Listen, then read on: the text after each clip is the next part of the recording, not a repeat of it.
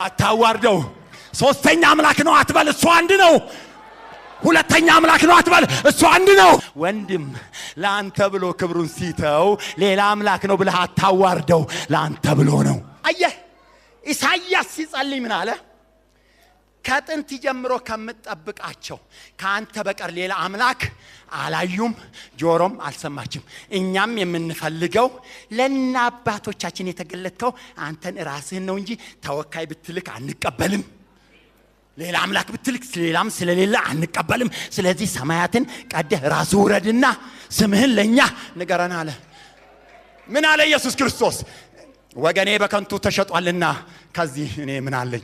ስለዚህ ወገኔ ጋር እወርዳለሁኝ። ወገኔ ደግሞ ስሜን ያውቃል።